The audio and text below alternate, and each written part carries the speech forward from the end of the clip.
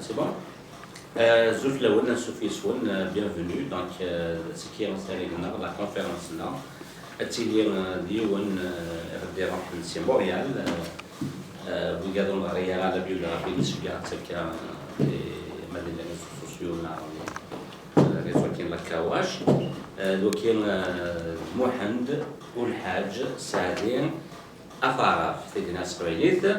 لكن كنا سمعنا يعني تسع محدثين donc you said dans 80 vers milieu des années 90 pour ne pas dire une date précise en 81 ou 96 donc il était consultant international il était dans la fédération des travailleurs le fonds de solidarité de la fédération des travailleurs et travailleuses de Québec avant cela au Canada dans les années de 70 80 jusqu'à 94 يخدم بالمينيستير du travail et l'année il a عندنا مهال مغرباز مع l'école nationale de professionnelle d'école formation professionnelle voilà donc تندك une petite vidéo qui avec Ronald وكنا la drafio nous sommes dans un projet المسمى الفود qui acronyme de analyser former unifier et développer اتكلموا سنه كي عاد يفهم فلاس وكاع مثل القبائل الانسان اللي هو بريزونطون يونس ذاك ديال امريك دو نور وتكثر لو نمسلاي سينا انسوفيس كاد محمد في انا مسلاي يعطيك الصحه سكر في الاول نزول ben tout d'abord il faut quand même que je dise les paroles traditionnelles formelles de remerciement à l'association. C'est toutes les 2 mois à m'inviter pour faire cet exposé portant sur le titre lui-même qui a été affiché, c'était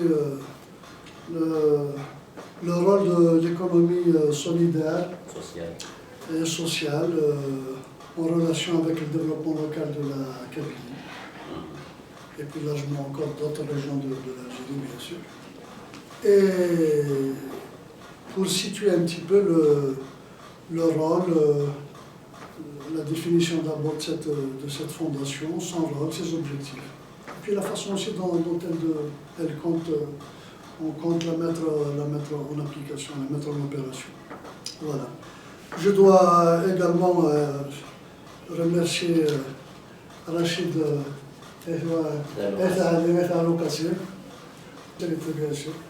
il a toute notre affection et notre admiration, surtout pour ce qu'il fait. Voilà. Et maintenant, je vais commencer par dire d'abord, disons, le déclic de cette rencontre, de cette invitation, c'est qu'à Alger, une réunion s'est tenue le 24 octobre dernier. J'y étais personnellement, j'étais donc là-bas. C'est une réunion qui s'est tenue à l'initiative du docteur Mess Saad Saadi. Elle a réuni environ une cinquantaine de personnes, venues d'horizons géographiques et professionnels divers. Ce sont des gens qui sont issus du mouvement associatif, c'est des militants du mouvement associatif. Ce sont d'anciens cadres et intellectuels en retraite.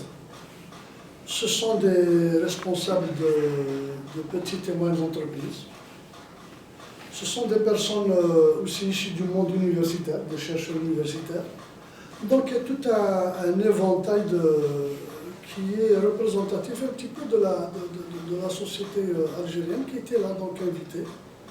Ils sont venus donc assister et participer surtout à un échange, à un partage et disons aussi à des interventions concernant ce fameux projet de fondation qui a été mise en route à l'initiative de Saad Saadi.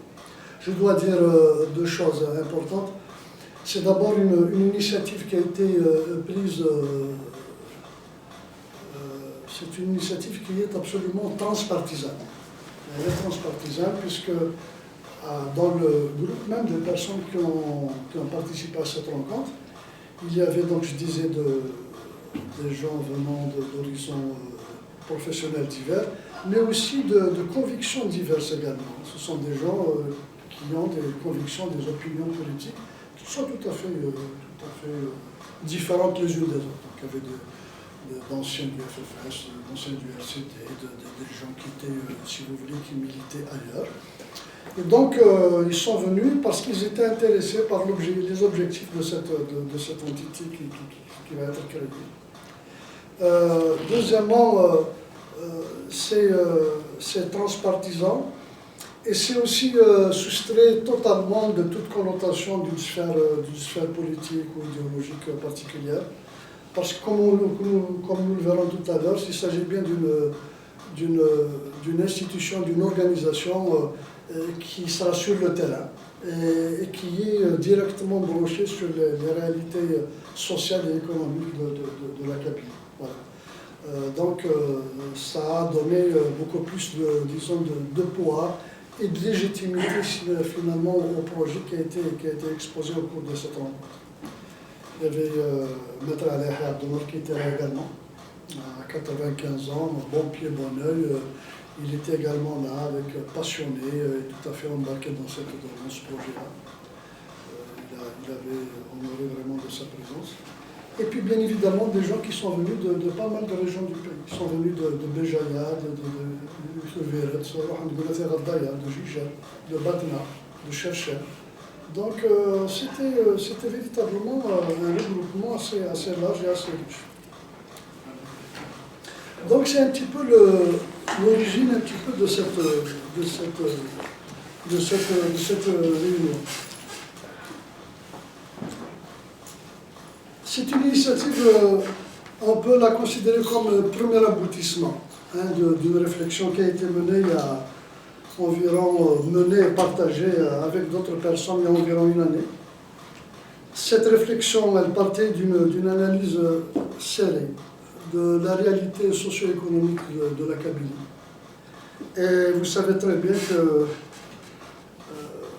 les grandes problématiques qui se posent actuellement au niveau de cette région. Et cette réflexion tentait un petit peu de décerner.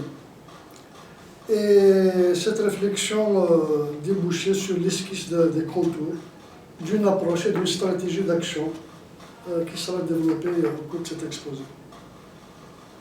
Bien sûr, tel que vous êtes ici, vous connaissez tous, peut-être pas en détail, mais vous connaissez un peu le contexte actuel dans lequel se trouve le pays.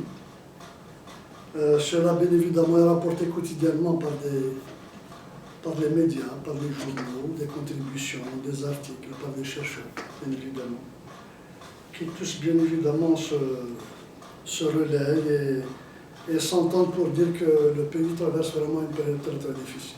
Et d'abord, une période où c'est une véritable crise économique, avec sa cohorte de problèmes.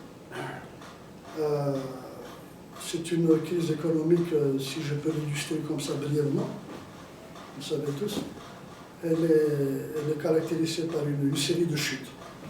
D'abord la chute d'exportation du pétrole, puisque actuellement l'Algérie vend moins de pétrole qu'auparavant.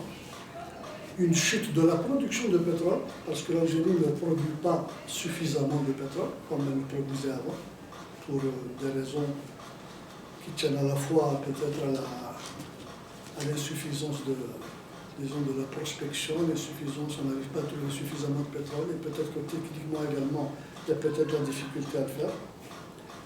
Il y a une chute des prix du pétrole sur le marché international.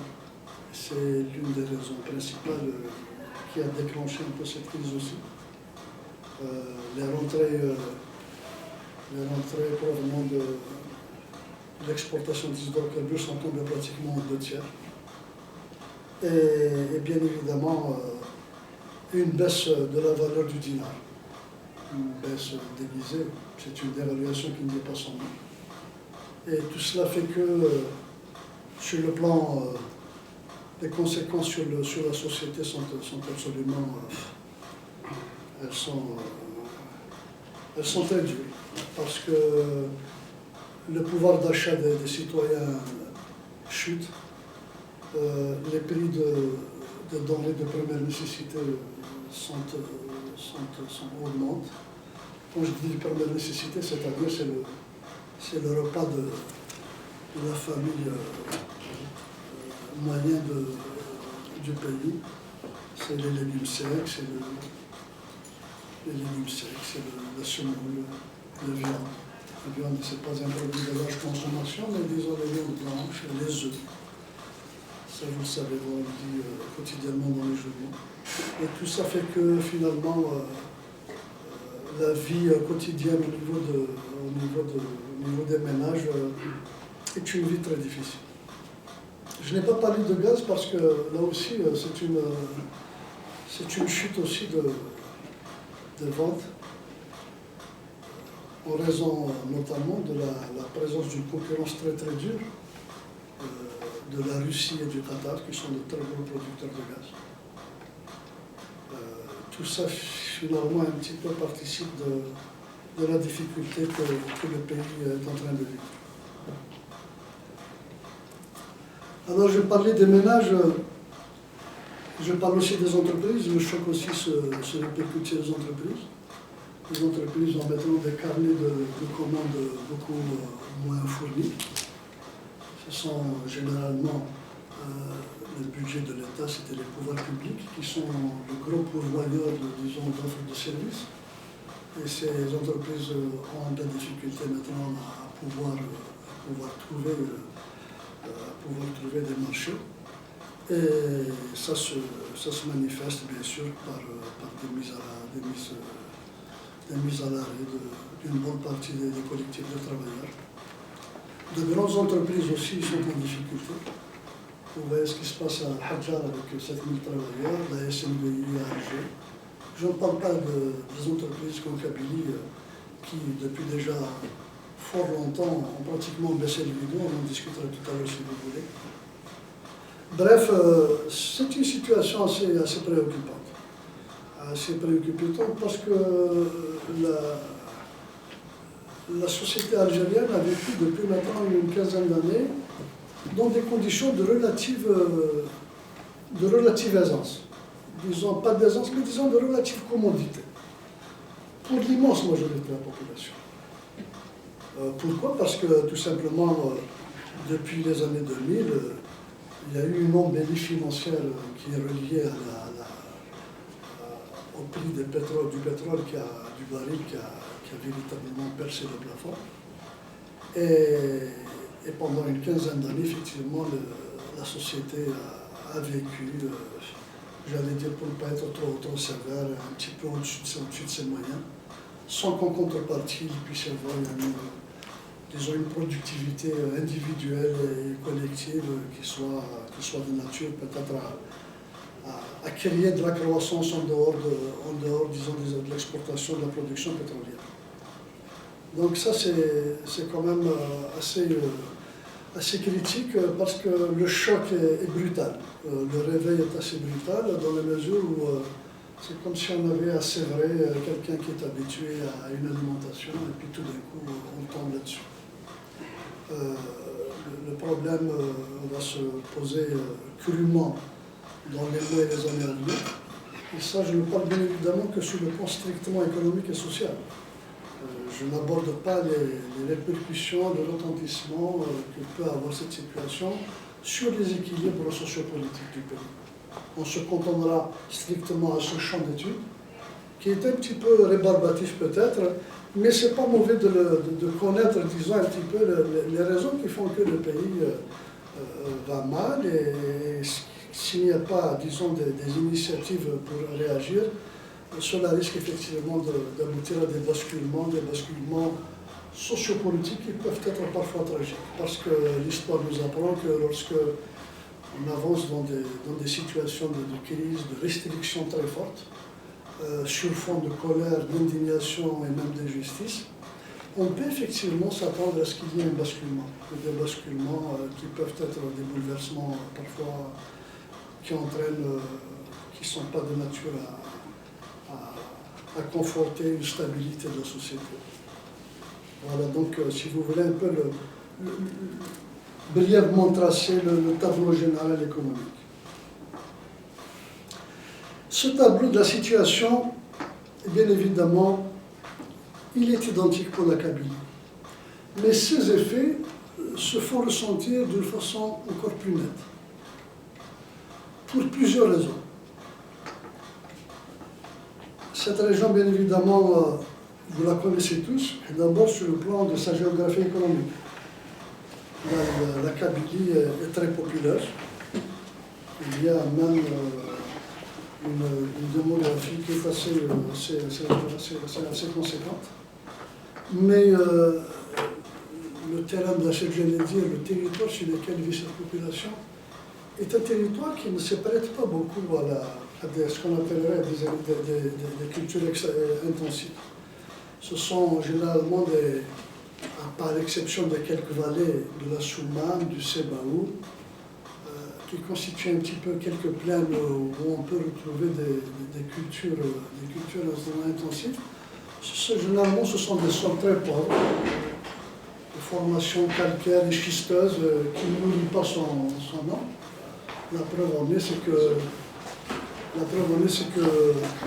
c'est une région, depuis tout le temps, qui a été une région de forte immigration. Les gens quittaient la Kabylie parce qu'ils n'avaient pas, ils ne pouvaient pas subvenir à la totalité de leurs besoins. Donc c'est une région de grande immigration, à la fois à l'intérieur même de la région, à l'échelle même du Maghreb, mais aussi bien évidemment à partir du début du XXe siècle. C'est une région d'immigration de la France.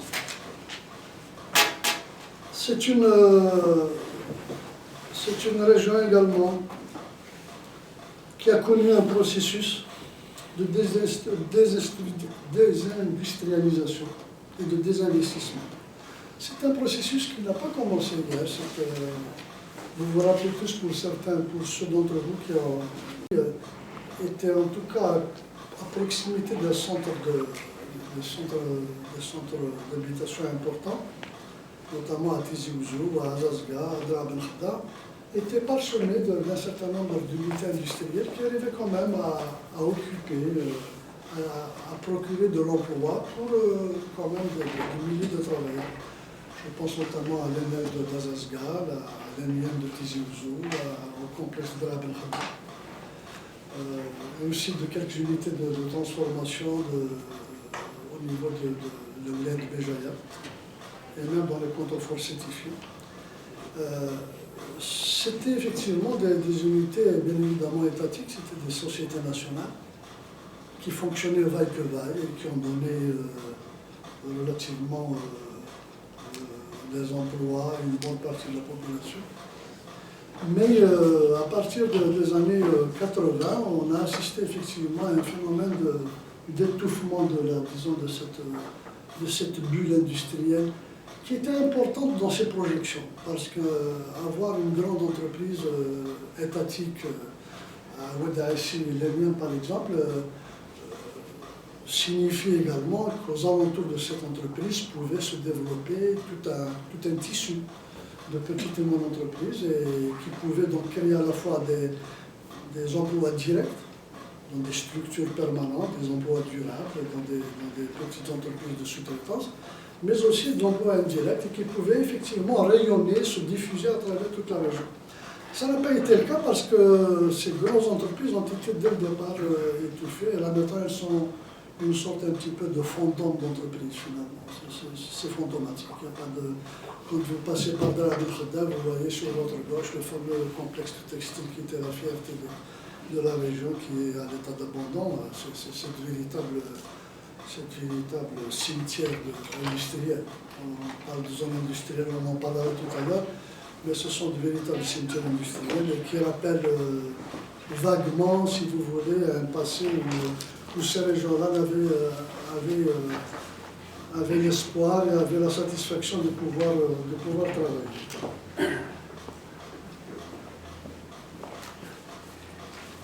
Il y a également dans ce tableau également de la Kabylie, le fait que les gens également sont atteints du fait, en prenant par exemple le domaine de l'éducation au niveau de l'enseignement supérieur. Généralement, le schéma traditionnel qu'on a connu, qu'on a tous connu, en tout cas notre génération, c'était que des jeunes garçons et filles descendaient des villages, faisaient leur secondaire et passaient bien évidemment, faisaient leurs études supérieures, décrochaient leur diplôme, trouvaient rapidement de l'emploi, un poste de travail, pas très loin du lieu où ils habitaient. Et puis donc remonter au village pour finalement ramener leur famille, le père, la mère, et participer ainsi à être un peu le moteur d'une promotion sociale d'une famille. Le schéma s'est étrangement renversé. Vous le savez tous, vous avez certainement vécu ça dans les villages. Maintenant, c'est l'inverse qui se produit. Des jeunes viennent, arrivent à l'université. On parlait tout à l'heure avec Sébastien, on parlait du département de sciences économiques de Tizi Ouzou, de l'université Tizi Ouzou. Ils sont 9000 étudiants en sciences économiques. 9000 étudiants en sciences économiques. C'est beaucoup, c'est énorme. Ces 9000 étudiants finissent, je prends simplement un cas illustratif, ce qui se produit à l'échelle de toute l'université, mais aussi des universités de Béjaïa, de Bonardas, de Sétif, de Bojbaj, etc. Ces étudiants finissent leurs études et puis tapent à toutes les portes pour trouver de l'emploi. C'est pas facile. C'est quasiment impossible, surtout aujourd'hui. Au jour d'aujourd'hui, où le ministre du Travail vient d'annoncer qu'il y a un arrêt brutal du recrutement de la fonction publique. Lorsqu'on sait que l'État, c'est le premier employeur du pays. Donc il y a un blocage systématique en raison justement de l'insuffisance de moyens, de paiement des salaires. Et ces diplômés de l'enseignement supérieur tournent un petit peu dans les alentours de la ville, dans les régions urbaines. Et puis là, fatigués de pouvoir chercher en vain du travail, remontent au village.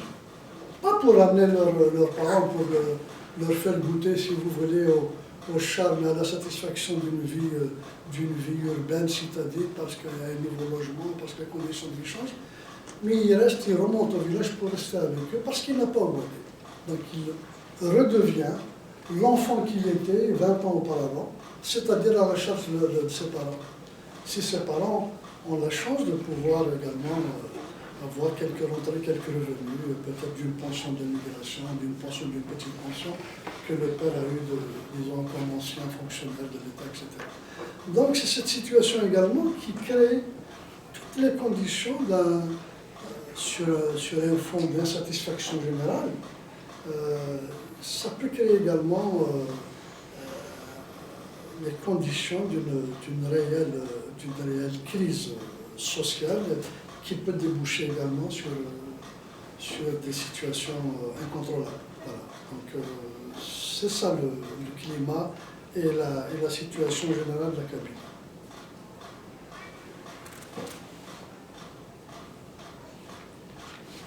On a parlé tout à l'heure d'entreprise.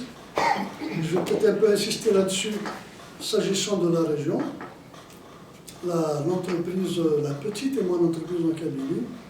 Récemment, il y a un article qui a été, une contribution qui a été faite sur l'Ouatan de Hamazian Mujko, qui est le président de la Chambre de commerce de Georgia, et qui fait partie justement de la fondation, qui avait dressé un bilan éloquent de la situation économique et notamment l'évaluation du portefeuille de PME dans la région de Kabylie. Il disait qu'il y a environ 25 000 petites et moyennes entreprises, mais également y compris les micro-entreprises relevant du dispositif de la CNAC, de l'ANSEJ ou de la GR.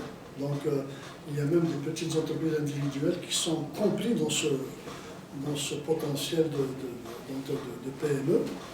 25 000 entreprises, ça veut peut-être dire beaucoup de choses, mais en réalité, c'est assez décevant comme tableau.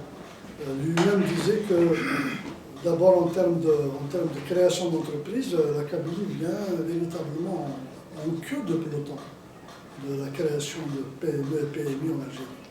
il donnait le chiffre suivant, il disait qu'il y a environ, si je ne me trompe, c'est ça. La moyenne nationale au niveau du pays, c'est 16 petites et moyennes entreprises pour 1000 habitants. La moyenne à Sétif Borj-Bouararic, Sétif BBA, c'est 18 entreprises PME pour 1000 habitants. En Kabylie, à Tizi Ouzou, plus exactement la wilaya de Tizi Ouzou, mais ça peut être également valable pour les limitrophes, c'est 6,5 pour 1000 habitants. Vous voyez donc, si vous voulez, le niveau de désindustrialisation, le niveau de désinvestissement, le niveau de désintérêt finalement, mais d'un désintérêt qui n'est pas volontaire, c'est un désintérêt qui a ses raisons, reliées à ce qu'on appellerait d'abord une bureaucratie fabuleuse, c'est une bureaucratie tentaculaire et en Kabylie, il faut dire les choses telles qu'elles sont. J'ai l'impression que nous atteignons des niveaux d'efficacité extraordinaires. Nous avons des usines de fabrication de bureaucratie. Aller pour faire n'importe quoi, aller chez le notaire, aller chez le registre de commerce, aller aux impôts, c'est une véritable galère. Ça aussi, c'est des réalités. Et puis également, j'imagine que c'est le climat général, disons, de sécurité, d'insécurité plutôt, et qui peut-être décourage même ceux et celles qui sont les plus engagés, les plus volontaires, les plus audacieux à avancer une affaire, se lancer en affaire. Il y a bien évidemment également la structure de montage des entreprises là-bas. Vous le savez tous, c'est des PME qui sont d'origine familiale. Ce sont des PME qui ne bénéficient pas d'un appui du système bancaire, parce que le système bancaire étant une sorte de blindage. Pour pouvoir le pénétrer, il vous faut véritablement à la fois beaucoup de patience, mais surtout beaucoup d'appui qui sera enrichi bien évidemment au fur et à mesure que les choses deviennent de plus en plus complexes. Donc, sur le plan de la situation de la petite et moyenne entreprise, on est face effectivement à une région qui est actuellement en plein délitement. Et ça également, ça rajoute un petit peu, ça rajoute beaucoup à la noirceur du tableau.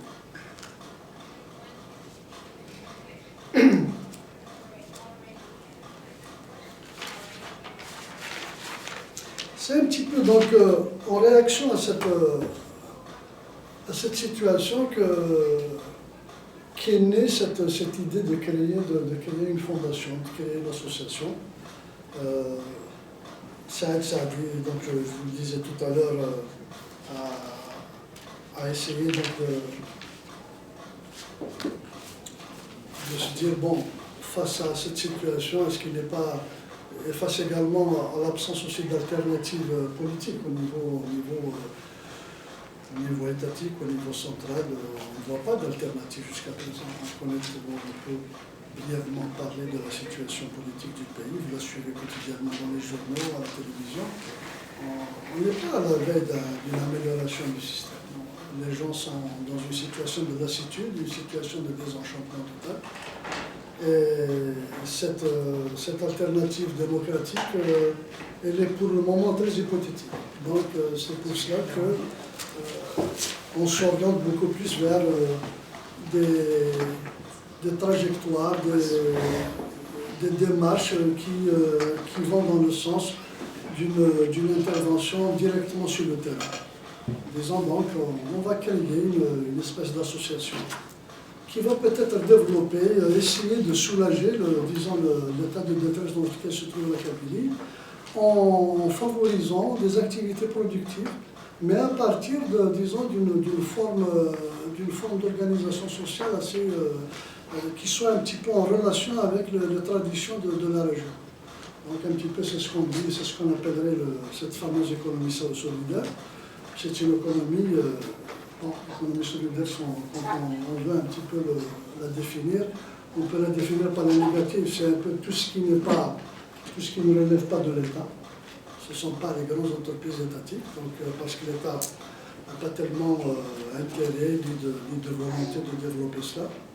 Ce n'est pas non plus Ce n'est pas non plus des activités qui relèveraient de la sphère d'une production privée, d'une entreprise privée, parce que les bénéfices, la plus-value n'est pas très intéressant. Ce n'est pas non plus pour le cas de l'Algérie quelque chose qui serait, si vous voulez, remis un petit peu dans la sphère du secteur informel, c'est-à-dire un peu le grand trabendo ou le petit trabendo. Donc, si vous voulez, quand on parle d'économie solidaire, c'est un petit peu quelque chose qui est à l'intérieur, disons, d'un cercle, mais qui n'est pas assimilable, qui n'est pas identifiable à ces trois pôles d'activité. L'activité économique de l'État, l'activité économique du secteur privé, et bien évidemment l'activité souterraine, clandestine, illégale, donc si vous voulez, de ce qu'on appelle l'économie informelle. Donc c'est cette économie solidaire qui est un petit peu visée comme démarche, comme cadre de travail. L'économie solidaire, on la retrouve ici au Québec, elle est très développée. Elle est très développée parce que le Québec a un petit peu curieusement, malgré les distances qui séparent les deux sociétés, il a dans son histoire et dans les caractéristiques de la société québécoise, il y a cette tradition de solidarité qui a émergé depuis déjà très longtemps et qui a donné, si vous voulez, comme exemple d'organisations économiques qui ont été donc de véritables réussites sociales, économiques et financières. C'est un petit peu le système coopératif. Donc c'est la coopérative des jardins par exemple. La Banque des Jardins est née effectivement à la fois d'une volonté d'une personne, hein, c'était le petit village de Lévis, mais également aussi ça s'est appuyé sur des traditions du village, des traditions sociales, de très forte proximité entre les gens, de très forte entraide. Donc c'est à partir de là finalement que l'on retrouve ici au Québec une économie solidaire très développée. Tout le système communautaire, le mouvement mutualiste, les entreprises qui ne sont pas nécessairement des entreprises qui sont à la recherche du profit maximal et immédiat, mais ce sont des entreprises qui fonctionnent, des entités plutôt, sous forme de coopératives, de mutuelles, d'organisations juridiques importe peu, elle est assez variée relativement au cadre légal. Mais ce sont des entités qui sont basées sur, disons, un partage de responsabilités et l'absence, disons, de la recherche du profit au maximum. Et surtout également une sorte un petit peu de travail en collectif. C'est un petit peu ce schéma-là que nous pensons qu'il était souhaitable de mettre à la charge de cette fondation. C'est une fondation qui a pour objectif de développer d'abord ce qui est communément appelé les activités traditionnelles de la Kabylie. C'est d'abord un petit peu tout ce qu'on appelle l'agriculture de montagne. C'est l'agriculture de montagne également. C'est une fondation qui souhaiterait également mettre l'accent sur tout ce qui concerne l'exploitation des richesses du tourisme de la région, ce qu'on appellerait un peu le tourisme maintenant chez l'habitant, le tourisme solidaire, on appelle le tourisme solidaire, qui développerait, si vous voulez, un ensemble d'activités au niveau des villages, au niveau de certaines agglomérations, et qui pourrait effectivement rayonner et puis donner un peu plus de chance à l'environnement immédiat, de créer de l'emploi durable et de pouvoir un petit peu raccrocher les gens à leur territoire. C'est également tout ce qui concerne le fameux foncier, par exemple. C'est une fondation qui souhaiterait pas s'attaquer, c'est un mot assez agressif, souhaiterait un petit peu clarifier les choses concernant le foncier, parce que c'est un problème, on ne peut pas parler avec quelqu'un de la région, même d'ailleurs, de l'Algérie, un peu partout, le problème des successions. problème de la répartition de ce qui est laissé comme patrimoine par les parents qui partent. Et ça, c'est un immense problème. Le problème du foncier, c'est une véritable bombe à retardement. Parce que vous le savez bien, à un moment donné, même dans certains villages, dans la région des Agrippes par exemple, il y a eu même des cas où des villageois en sont arrivés aux mains. C'est un drame qui est survenu dans le village parce que les gens se sont raccrochés effectivement à des parcelles de terrain. Pas seulement des terrains qui appartiennent à une famille, mais des terrains qui appartiennent au village et ils ne se sont pas tellement entendus. Mais là, si vous voulez, c'est également un travail colossal sur lequel la Fondation va pouvoir travailler pour essayer au moins de clarifier les enjeux et puis d'étudier la façon de pouvoir résoudre au mieux des intérêts des uns et des autres. Donc, il y a ce qu'on appellerait par exemple quelqu'un qui fait partie de la Fondation et qui a été confronté directement à ce problème de foncier dans sa propre famille. Il s'appelle Arskel Akabi, c'est un ancien PDG de la SM Saint-Pac, qui connaît bien donc le problème pour l'avoir vécu et qui a réussi finalement à fédérer les avis de sa nombreuse famille. Et ils sont arrivés finalement à créer une entité qui a été finalement chargée de gérer, si vous voulez, des parcelles de terrain, un patrimoine qui était diversifié, mais surtout un patrimoine qui était très très disputé. Donc la Fondation va également se pencher là-dessus. Ce n'est pas un problème facile et ce n'est pas un problème... on n'a pas tendance à en parler comme cela dans notre société.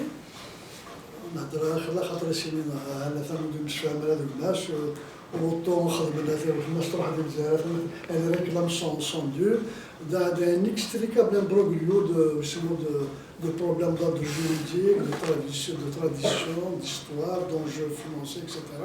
Donc là aussi, c'est une question qui a retenu également l'attention des gens qui sont à l'initiative de cette fondation. Il y a effectivement tout ce qui touche aussi au patrimoine immatériel. Là, Rachid peut en parler peut-être d'une façon encore plus compétente que moi.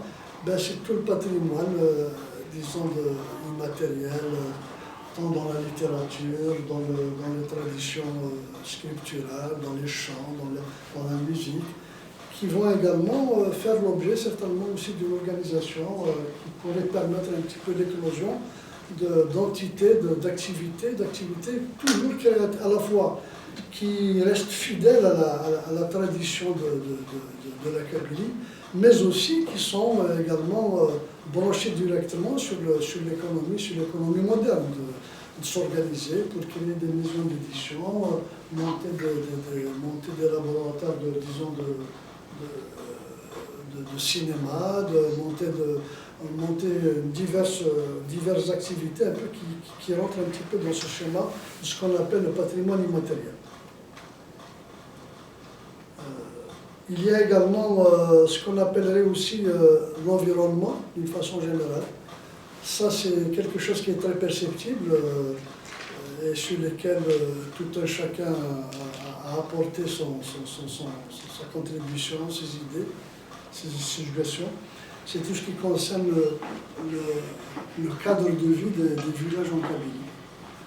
C'est quand vous circulez, vous partez de traverser la forêt de la Coréenne, bien d'aller dans la région à Fort National, monter à Michelet, à Lara, où vous rencontrez des situations qui sont absolument épouvantables. C'est des dépotoirs à ciel ouvert, c'est des centres de ressources qui donnent une image absolument lamentable, disons, de la situation dans laquelle les gens vivent avec une sorte un petit peu de désintérêt très coupable. Donc là aussi, c'est d'essayer de faire en sorte qu'il y ait une sorte d'activité qui créerait des conditions, des centres d'enfouissement par exemple, des ordures à proximité des villages, ou bien de traitement des déchets de plastique, de traitement du papier, disons un petit peu tout ce qui vient à la fois améliorer les conditions de vie, les conditions de la qualité de vie, mais en même temps aussi qui puisse être aussi à l'origine de la création d'emplois lucratifs. Voilà un petit peu les objectifs sur lesquels cette fondation s'appuie. Il y a probablement aussi à parler de l'apport de la communauté à l'étranger. Il y a déjà une antenne qui a été créée à Marseille et une autre à Paris, qui puisse un petit peu essayer d'agréger les compétences, les expertises qui existent parmi notre immigration. Et c'est un petit peu aussi l'objet, le but de notre rencontre, pour voir un petit peu comment faire en sorte que la communauté ici à Ottawa, à Montréal, à Sherbrooke, là où elle se trouve, peut apporter comme contribution à cette fondation. Voilà, j'ai été un petit peu rapide, je m'en excuse, mais je compte surtout sur peut-être le débat, les questions, pour qu'on puisse peut-être aller un peu plus dans le détail des choses. Voilà, je vous remercie. Merci. Donc, Monsieur Dessa. Bon, qui démarre, la discussion est le plus important, et puis peut-être à peu près les points saillants de ce projet, de cette fondation. Il faut donc qu'il y ait encore une fois le représentant de l'Amérique du Nord. Donc, auquel il s'en est par rapport à l'intervention qui est par rapport à l'Institut, depuis la fondation, à l'Institut. ما كنت تسكين على fois trois questions à la fois ديكتاني pas d'une sourate. Bon, je vois que هناك كمال مزوارو أحمد وسين إنس تسلاتا الوضع bon أنا كان سيناكيا après ملوني بعد ديالنا كمال سكات في فتوني راكروني ما قلت استخدام مفوض خاصة كيزي يسل شغل تقبيلي ثم انا ديك فرانسيس قرض افوض اناليزي فورمي يونيفي ديفلوبي سياد ولا حين اللي دور هو اناليزي شبه ربطه سيت تستخرج تسوات سفهم غاقتين يخص كان تفهم راه وليك في le FA qui est formé, unifié surtout, ça m'a intéressé de savoir qu'est-ce que vous voulez unifier, comment vous voulez l'unifier. Donc il faut le former, l'unifier, le développer. Et je comprenais que dans votre stratégie, c'est basé sur les cadres. Mais c'est ce qu'il y a quel est une analyse aux armes Non, je l'ai fait peut-être par inadvertance, parce que la formation dans la fiche là, qui a été préparée par Rachid, ils ont dit que je suis dans la formation professionnelle. J'ai passé une bonne partie de ma vie dans la formation professionnelle. Former, c'est parce que cette fondation, elle a l'ambition d'organiser, de fédérer des activités qui vont dans ce sens-là pour atteindre les objectifs que je viens de décrire.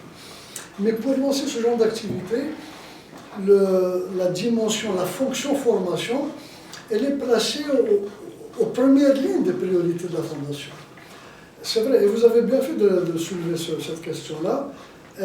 On la place aux premières lignes de priorité parce que jusqu'à présent, quand on voit un petit peu comment fonctionne le système économique, on n'en a pas parlé tout à l'heure,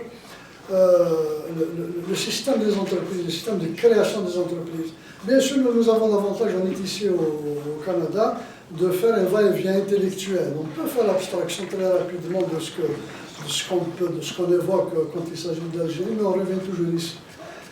Ici, quand vous avez par exemple quelqu'un qui va créer une entreprise, il y a tout un système d'appui, d'accompagnement, en amont même de son idée. Même c'est au niveau, c'est au moment même, à l'instant même où l'idée émerge du cerveau du promoteur, qu'il y a déjà une mobilisation d'une infrastructure de formation.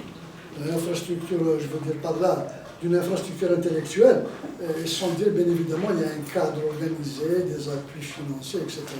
Et donc, la Fondation reprend à son compte un petit peu ce procédé qui est courant, pas seulement courant, mais il est coexistant, il est consubstantiel à l'acte de création d'entreprise.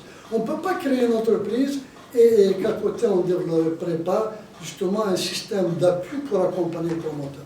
Ce qui fait par exemple que des jeunes promoteurs, je prends par exemple le dispositif de la CNAC et le dispositif de l'ONSEJ, tout le monde sait ce que c'est que l'ONSEJ, tout le monde sait ce que c'est que la CNAC, parce que chacun d'entre vous a peut-être des parents qui ont rêvé d'avoir un prêt, ou qui ont eu un prêt, ou qui attendent un prêt. Cet prêt, entre nous sommes dit, c'est de 100 000 $. Quand je parlais tout à l'heure donc des lignes financières, il faut rentrer un peu dans le détail. Parce que l'ONSEJ, c'est un dispositif qu'on ne trouve même pas au Québec. Moi, je me rappelle en 1994, quand je suis venu ici, je me rappelle, le gouvernement du Québec et le gouvernement fédéral avaient sorti un programme qui était très connu à l'époque. Ils avaient mis une cagnotte de 100 millions de $, à la disposition de jeunes promoteurs, mais ces 100 millions de $, ils ne les ont pas donnés à une ONSEJ québécoise, ils les ont donnés aux banques.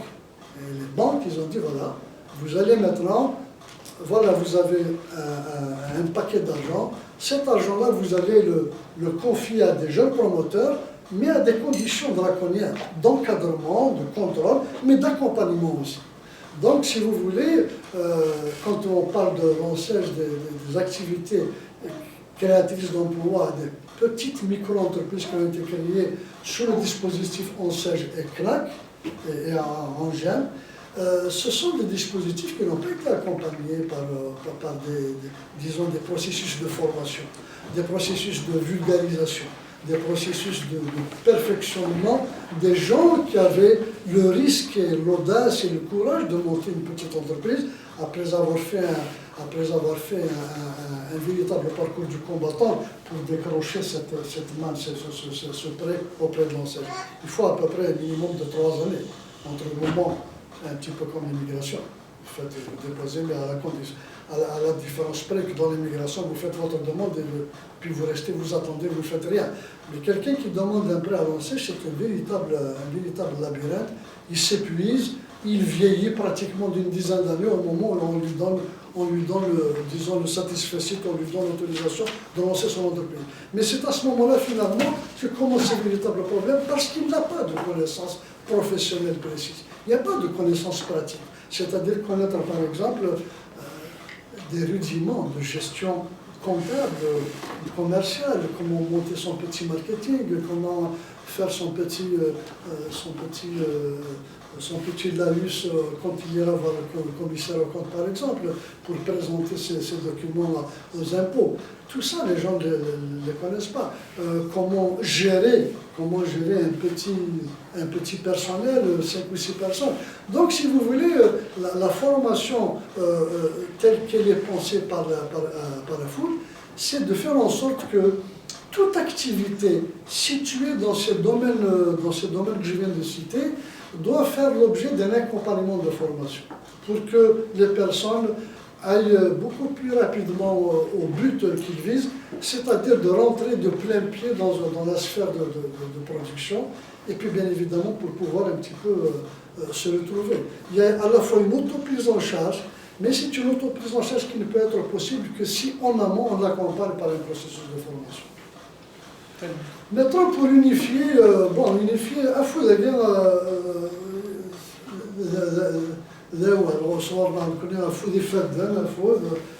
c'est l'énergie, c'est la force. Je n'ai pas participé au développement de l'acronyme. J'étais tout à fait d'accord avec le mot AFOUD, bien sûr. ADIF, c'est autre chose. Mais l'acronyme, effectivement, unifié, c'est effectivement peut-être essayer de faire un peu ce qui se fait en Amérique du Nord. Vous savez très bien ce que... Unifier d'abord au plan même des méthodes de travail, ce qu'on appelle ici la standardisation, les normes, le processus. Voilà. Quand on travaille à la Poste, que ce soit Hydro-Québec ou bien Bel Canada, on vous soumet toujours à quelque chose qui nous paraît complètement ahurissant quand on débarque ici. C'est ce qu'on appelle un peu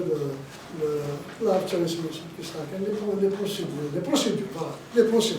Faire des procédures. Il faut suivre des procédures. Chez nous, ce qui fait la faiblesse de toutes les sociétés situées dans le sud de la planète, c'est l'absence de procédures et c'est aussi la méconnaissance finalement de l'utilité de ces procédures.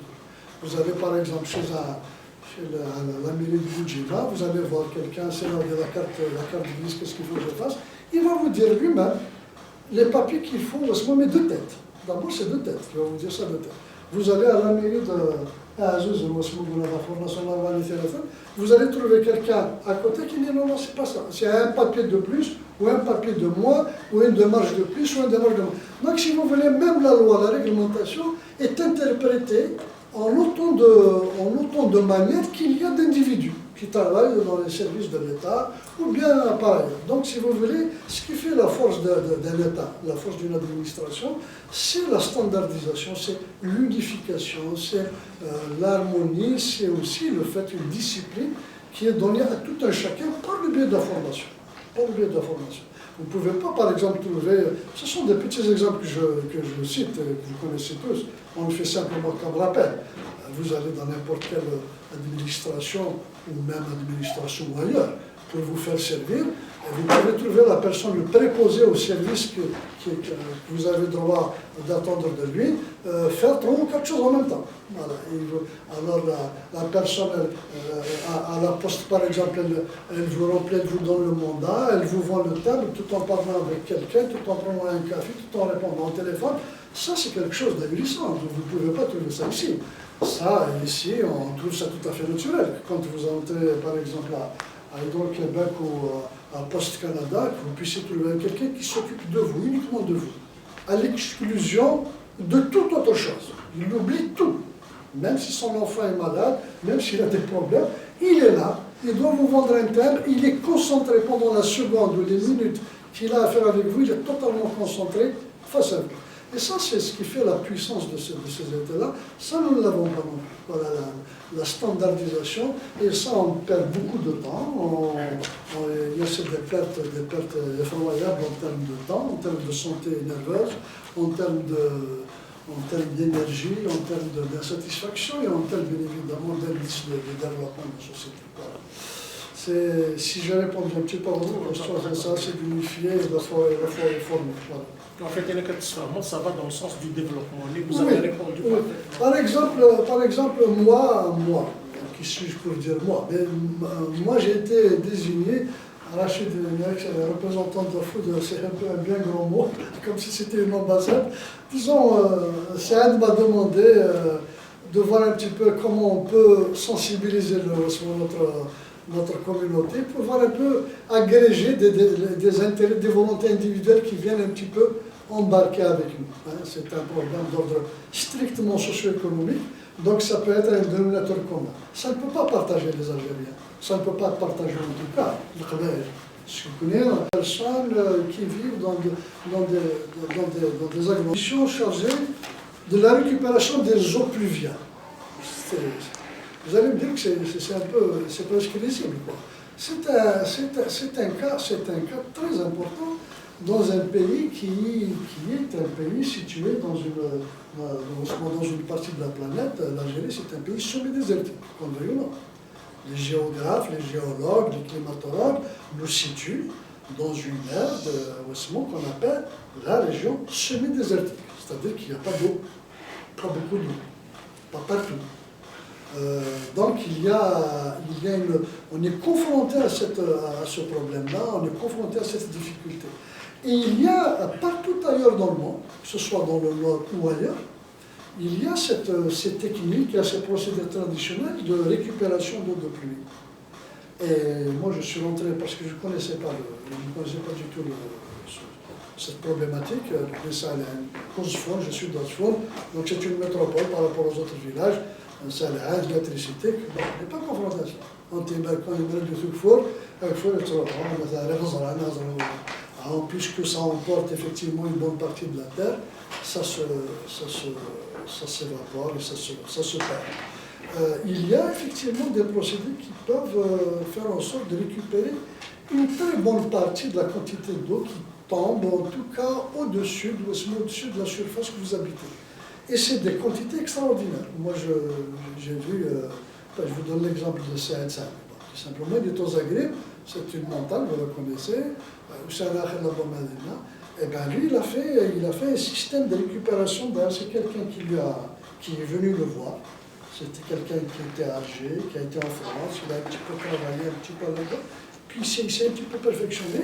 Il lui a montré qu'il fallait effectivement, qu'on pouvait mettre des sortes d'entonnoirs pour récupérer l'eau de pluie, qu'il a mis dans une bâche d'eau, dans une immense bâche d'eau. Cette bâche d'eau a été recouverte de terre, donc elle sert aussi de support à une base cultivable. Et il a réussi finalement à faire avec des coûts absolument, vraiment très heureusement très bas, c'est des coûts très bas, à faire une sorte de, comment on appelle ça, d'arrosage de tout son jardin. Parce qu'il venait à Kham et tout autour d'à peu près 300 mètres carrés, il a planté des arbres fruitiers, des légumes, etc.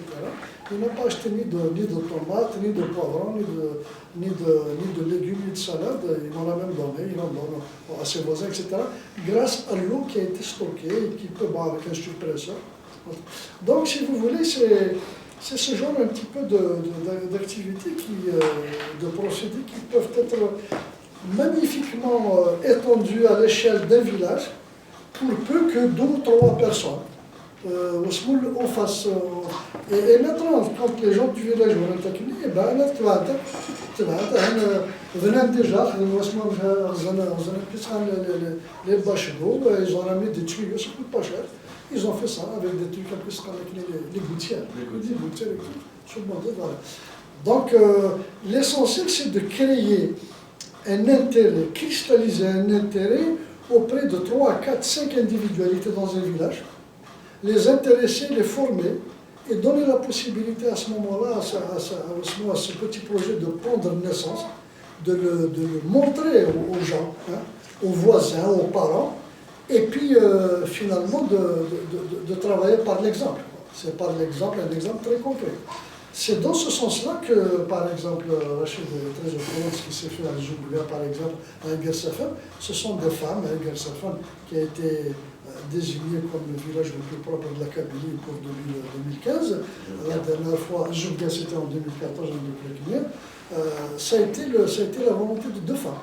2 femmes qui étaient dans le village, c'est une enseignante d'ailleurs, extérieure au village entre soit dit, parce que c'est important aussi d'en parler de ces traditions culturelles qui font que dans le village, la femme, elle a sa place, elle a ses fonctions, elle a son périmètre de vie et tout.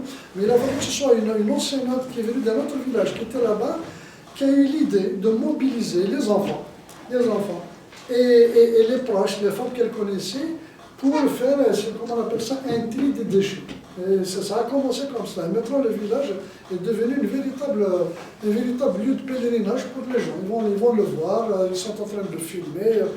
Iftissan va faire un grand film là-dessus, avec Zoubia, etc., pour montrer qu'effectivement, qu'on peut améliorer un cadre de vie dans un village de Kabylie, sans pour autant que ça coûte des milliards, ou sans pour autant mobiliser des quantités astronomiques d'équipements, etc. Voilà un petit peu la philosophie générale de cette fondation. C'est ça l'économie solidaire. C'est ça l'économie solidaire, c'est-à-dire qu'il y ait un collectif, qu'il y ait des volontés individuelles qui s'agrègent pour réaliser un projet collectif. Voilà, en un mot, disons, ramassé comme cela, voilà, il faudrait que ce soit des individus qui aient véritablement une force de conviction à faire quelque chose de simple, de concret, de pas très... c'est pas historique, ça ne va pas faire les lignes des journaux, on ne va pas passer à la télévision pour ça, mais c'est quelque chose d'utile d'abord pour soi-même, pour ceux avec qui vous avez partagé l'expérience et qui peut se diffuser par comme dirait le médecin, par un système de capillarité, parce que l'information circule d'abord, ça se diffuse, l'information se diffuse, et puis aussi, et ça joue un rôle. Voilà, ça va ensemble. à la fois l'exemplarité et puis en même temps aussi une sorte de, disons, une solidarité innée. Voilà. Sans faillir d'ailleurs à ce rapprochement de tradition aussi. Par exemple, quand on parle un petit peu de tradition, Akhrov par exemple, Akhrov, Thidik, on connaît un bon Thidik, vous savez ce que c'est les lentisques, Thidik, c'est un dans un état extatique. C'est comme si tu avais le chemin numéro 5, Thidik. Et bien, Thidik, par exemple, là, dans la région de German, de Gijel, il y a un article qui est apparu avant-hier, je ne sais pas dans le Matin ou dans Liberté. تكسم ديك الزيت في ديك ما ثور اسمه ما يغلب الكلام كيما اسمه محل حبس الكلام parce qu'il traverse les trois couleurs verte, rouge et noir. C'est au moment où le habité ديك des fois noir, à ce moment-là, il est cueilli, il est mis sous pressoir et il devient une huile qui est vendue à 5 000 dinars le litre. Parce que c'est rarissime. Parce qu'il faut des kilos et des kilos de produits de lentisques qu'on trouve un peu partout. Partout. Et donc, c'est une huile qui, dont les effets thérapeutiques sont très connus partout. Partout, on la trouve à Guerma. Pourquoi Guerma? Parce qu'à Guerma, c'est une région qui est très connue aussi pour la qualité de son huile d'olive. Il n'y a pas que chez nous, hein. Ben oui. C'est l'une des meilleures parce que c'est une terre volcanique. Et c'est une terre très sulfureuse. Et l'huile d'olive qui provient des oliveraies de la région de Germa, elle a effectivement cette particularité. Comme en Sicile, par exemple, l'huile italienne du sud, elle fait jusqu'à 50-60 dollars ici le litre. De Tsaouti de Sdoufous. Bien sûr. Parce que c'est une huile qui a été produite dans des conditions spécifiques et dans un sol assez particulier. Le Kharouf, par exemple, qui était considéré comme une des richesses de la ville dans le temps. Une des richesses qui a fait la richesse, en tout cas, des grandes familles de Kabylie qui étaient riches à Tizi Ouzou, Efgaïef et un peu partout. Kharouf, parce que c'est un produit qui est utilisé dans l'industrie pharmaceutique, mais c'est étudié également dans l'industrie alimentaire. Et c'est un fruit, je pense que c'est un fruit, pas un légume, c'est un fruit qui est très demandé. Et on est totalement désintéressé. C'est qu'est-ce que voilà où nous sommes arrivés même à ignorer totalement finalement la présence même de cet arbre, qui est un arbre typiquement méditerranéen, qui au même titre que l'olivier est représentatif d'une histoire, d'une culture, d'une civilisation, et surtout aussi qui est témoin de siècles, parce qu'Akharov, c'est 2 siècles, 3 siècles, 4 siècles, comme le platane, comme l'olivier. Donc ce sont un petit peu toutes ces idées qui s'enracinent, qui reprennent un petit peu, qui se raccrochent à ce qui se faisait avant, que l'on peut réexhumer, que l'on peut ramener, refaire revivre, l'on peut faire renaître, mais en les portant au niveau de ce qui se fait dans la modernité, c'est-à-dire d'en faire une activité lucrative, capable de faire vivre des hommes et des femmes, pour pouvoir en faire un objet de leur propre activité, de leur vie. La diaspora, un peu la structure, les commissions, les commissions, et plus exactement, donc c'est ça. Oui, on est en plein, on revient au sujet finalement.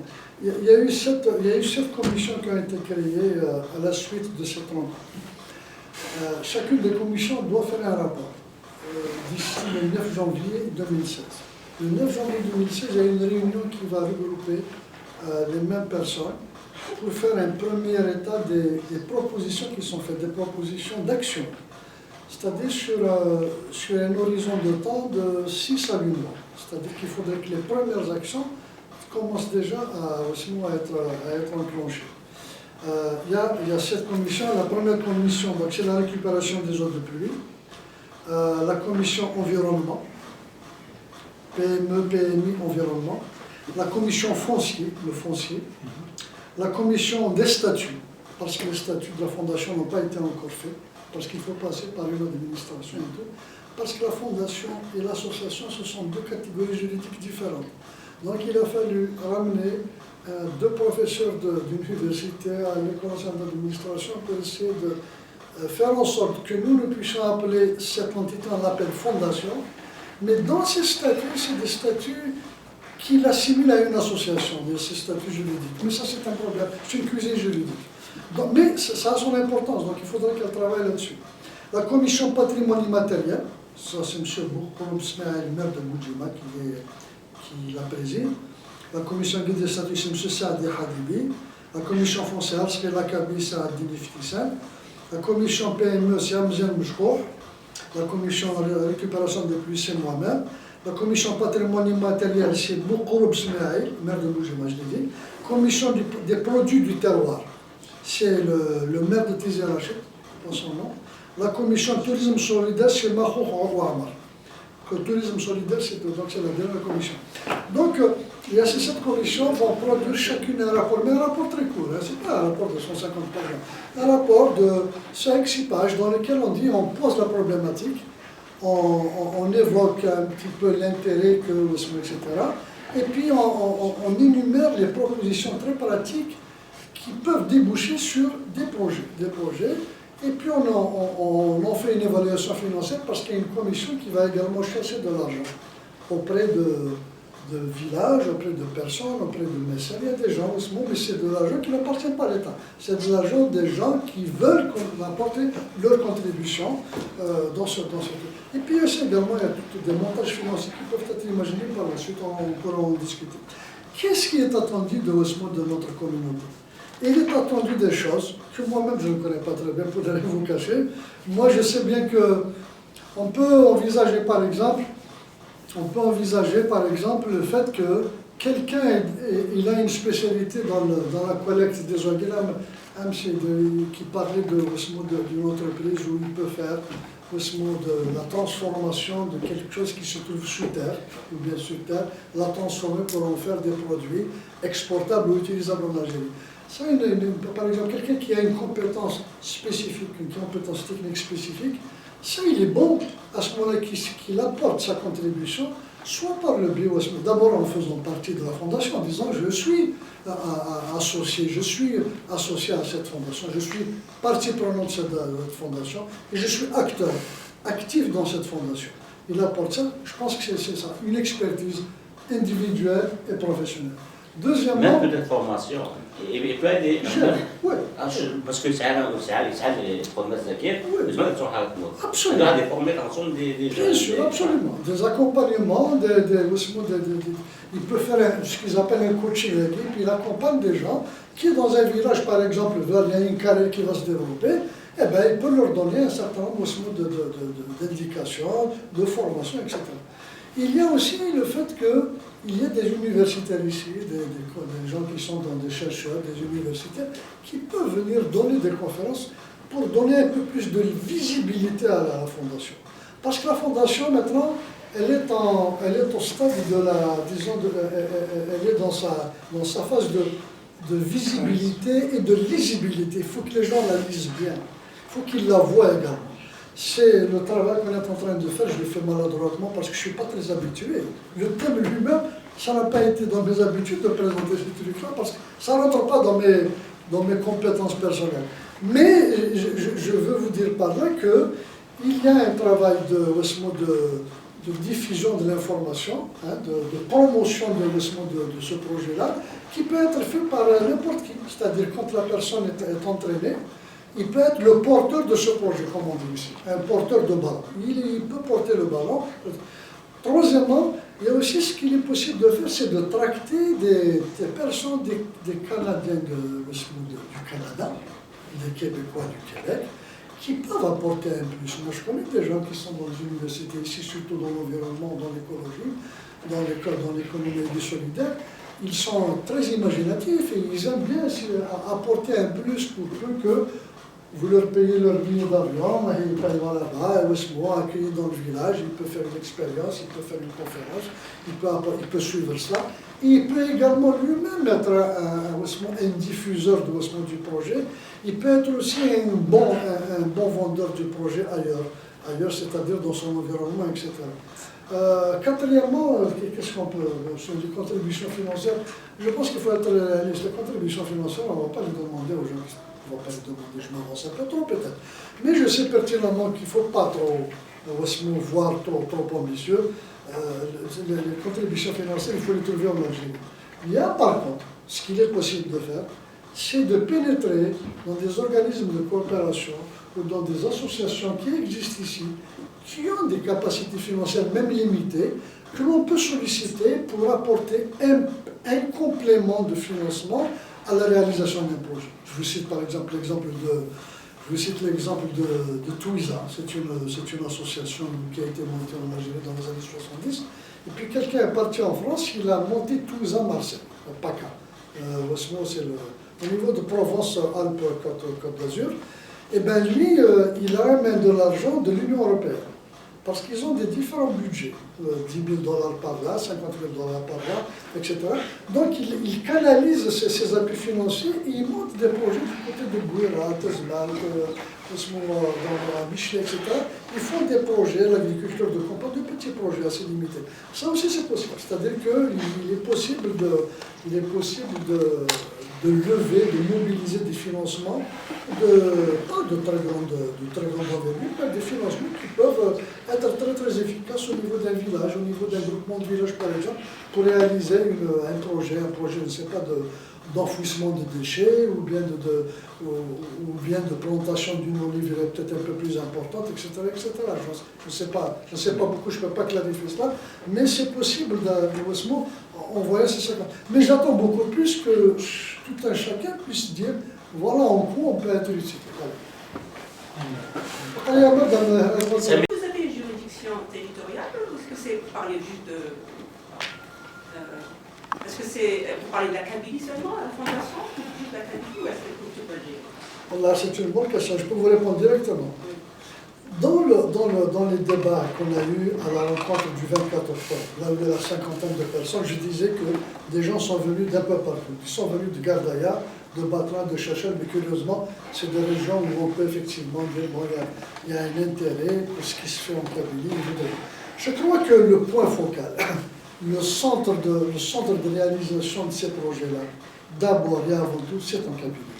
C'est en Kabylie parce qu'il y a d'abord une demande, il y a d'abord une disponibilité, il y a d'abord des conditions, quoi qu'on dise, moi je ne déclare pas forfait. Quoi qu'on dise, moi quand je vois ce qui se fait actuellement dans les villages, en termes d'amélioration des conditions de vie, c'est possible d'aller vraiment de l'avant, sans crainte que ça soit un plof ou là, que ce soit un échec retentissant. Quand je vois un peu ce qui se fait à Egersef, à Zubga, ailleurs, et c'est des expériences que nous ne connaissons pas, moi je reste relativement optimiste. Ce n'est pas un optimisme des BA, mais je reste relativement optimiste. C'est à partir de la Kabylie, c'est quand en Kabylie les choses prennent bien racine, que les choses se développent, qu'ensuite, dans les contreforts du Sétifois, qu'à Borj-Guararich, qu'à Djidjel, qu'à Cherchel, il y a déjà des projets. Les gens veulent accrocher leur wagon à ce qui peut se faire en Kabylie. Mais dans un premier temps, on se concentre d'abord parce que ce que nous connaissons le mieux. Ce que nous connaissons le mieux, ce sont nos villages. Voilà, parce que c'est fondamentalement des projets qui intéressent des villages. C'est fondamentalement des projets qui concernent des communautés restreintes, qui peuvent développer des actions en toute solidarité, en tout partage.